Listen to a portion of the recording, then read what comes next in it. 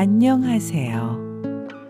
인생의 지혜와 위로를 나누는 마음의 온도 진행을 맡은 정혜입니다.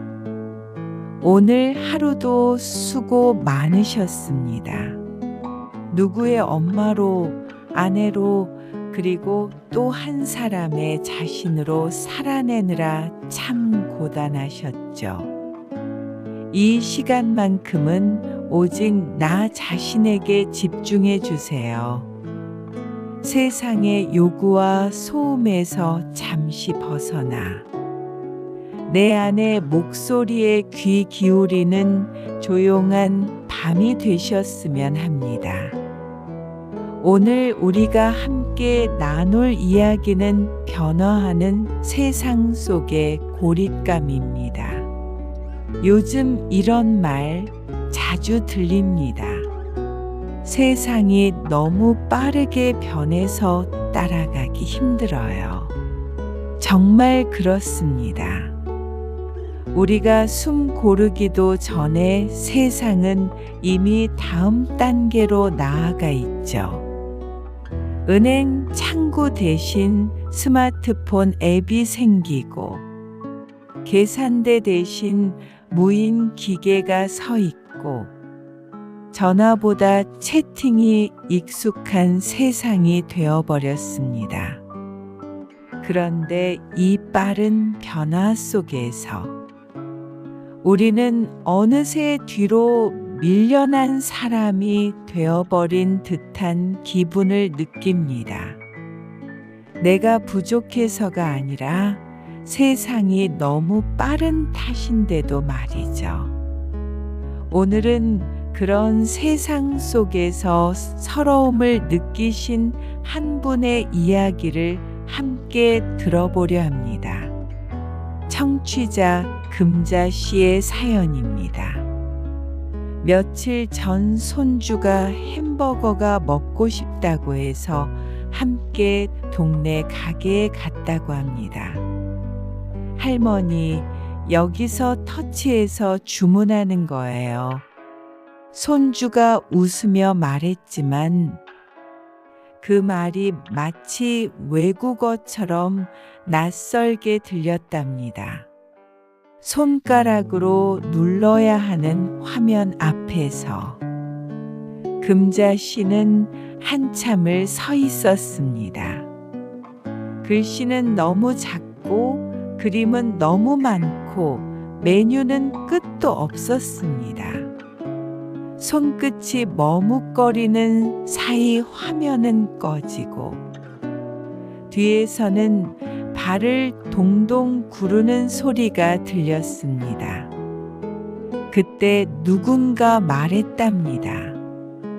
아줌마, 그냥 직원한테 하세요. 그 한마디가 참 가슴에 박혔대요.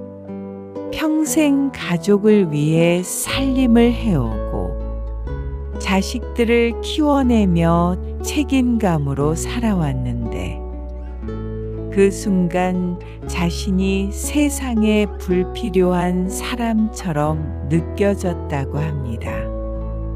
이젠 내가 할 수 있는 게 아무것도 없구나. 그 서글픈 생각이 머리를 스쳤습니다. 그래도 용기를 내서 다시 눌러보았지만 화면은 계속 바뀌고 메뉴는 알아볼 수 없고 눈앞이 하얘졌다고 해요. 결국 손주가 와서 단 10초 만에 주문을 마쳤습니다. 금자 씨는 괜히 미안한 마음에 10,000원짜리 한 장을 더 쥐어주며 말했답니다. 다음엔 내가 좋아하는 것도 하나 더 시켜. 하지만 마음이 이상하게 쓰렸답니다. 내 돈으로 손주한테 사주는 건데 왜 이렇게 미안해야 하지? 왜 이렇게 작아져야 하지? 그날 밤 금자 씨는 ATM 옆벽에 기대서 울었다고 합니다. 평생 살림하면서 돈 한 푼 허투루 쓰지 않았던 자신이 이제는 커피 한 잔도 제대로 사지 못하는 사람처럼 느껴졌대요. 세상이 나를 버린 것 같았다. 그 말이 참 마음에 남습니다. 저는 이 사연을 읽으며 한참을 멍하니 있었습니다. 우리 모두의 이야기라는 생각이 들었거든요.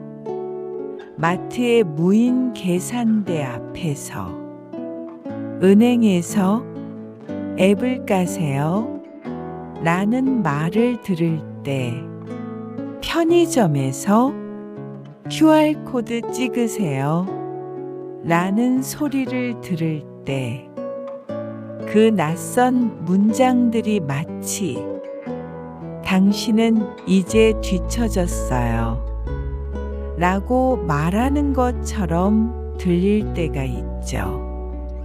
그럴 때마다 마음 한켠이 서늘해집니다. 세상이 더 편리해졌다고 하지만 그 편리함은 어쩐지 인정받지 못하는 불편함을 남기곤 합니다. 예전에는 어서 오세요 하며 사람의 눈을 보고 이야기했는데, 이제는 화면을 보고 손가락으로 눌러야만 소비자로 인정받는 시대가 되어버렸죠. 그런데 여러분, 그건 당신이 부족해서가 아닙니다. 세상이 너무 빨리 달려가고 있을 뿐입니다.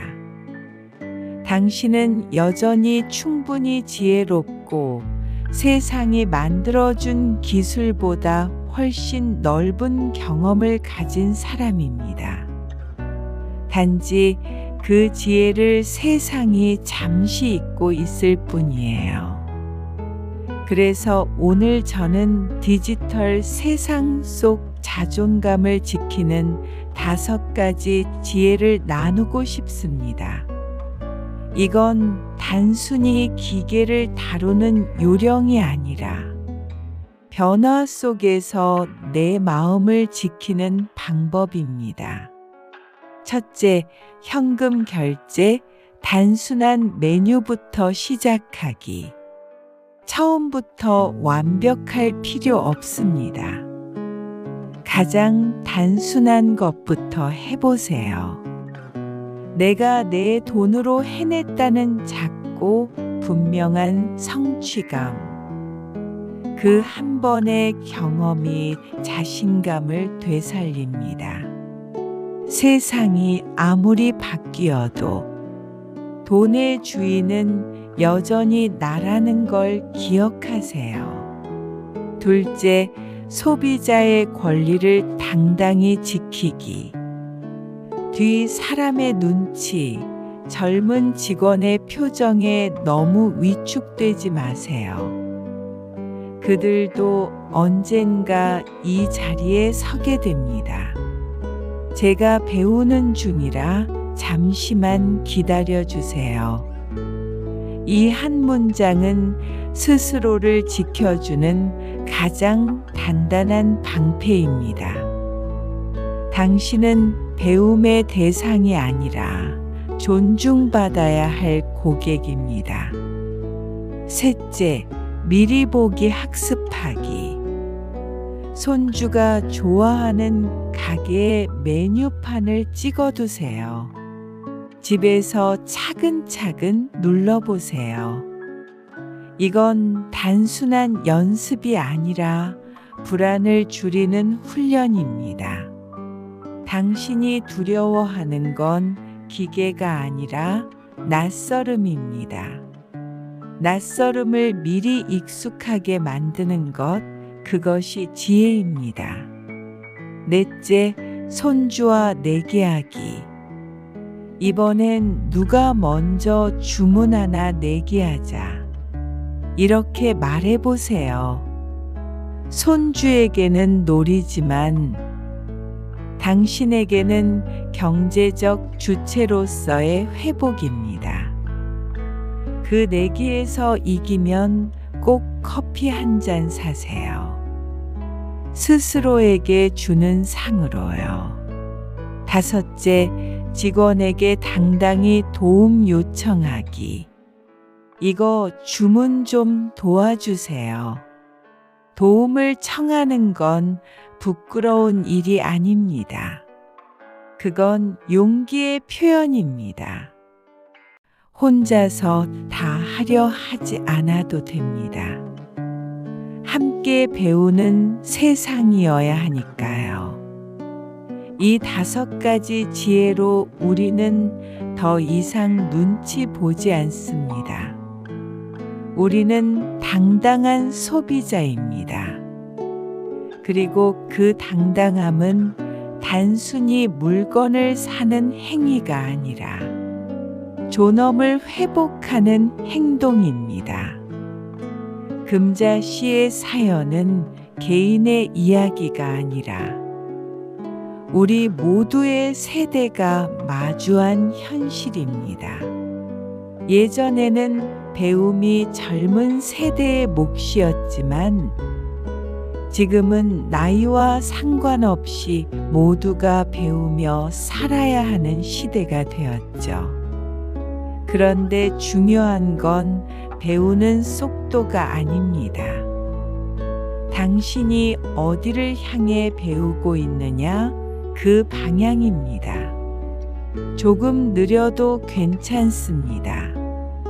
천천히 가더라도 멈추지 않는다면 그것은 성장입니다. 당신은 이미 평생을 통해 배워왔습니다. 사람을 이해하는 법, 가족을 챙기는 법, 누군가의 아픔을 알아채는 감각. 그건 인공지능도 절대 배울 수 없는 인간의 지혜입니다. 우리가 진짜로 두려워해야 하는 건 변화가 아니라 단절입니다. 세상이 아무리 바뀌어도 서로의 손을 놓지 않는다면 우리는 결코 고립되지 않습니다. 그러니 이렇게 스스로에게 말해주세요. 나는 아직 배울 수 있는 사람이다. 나는 여전히 가치 있는 사람이다. 나는 내 속도로 살아갈 권리가 있다. 이 세 문장을 마음속에 새겨두세요. 그 한마디가 오늘 당신의 자존감을 지켜줄 겁니다. 세상은 계속 빠르게 변하지만 우리는 여전히 사랑하고 배우고 연결되어 있습니다. 햄버거 가게 주문기 앞에서 잠시 멈춰 섰던 그 순간조차 당신은 이미 새로운 세상을 마주한 용기 있는 사람이었습니다. 금자 씨의 사연은 나는 여전히 세상의 일부다라는 선언이었습니다. 그 용기 하나면 충분합니다. 오늘의 이야기를 마무리하며 이렇게 말하고 싶습니다. 나는 아직 늦지 않았다. 내 속도는 틀린 게 아니라 나다운 것이다. 나는 여전히 세상과 연결되어 있다. 당신의 느린 도전이 세상을 조금 더 따뜻하게 만듭니다. 누군가의 웃음을 되찾게 하고 또 다른 누군가에게 괜찮다는 용기를 줍니다. 오늘도 이 시간을 함께 해주셔서 감사합니다. 당신은 혼자가 아닙니다. 당신의 이야기를 이해해주는 사람들이 이곳에 있습니다. 언제나 당신 곁에서 함께하겠습니다. 지금까지 마음의 온도, 저는 정혜였습니다. 오늘도 평안하고 당당한 밤 되세요. 안녕히 주무세요.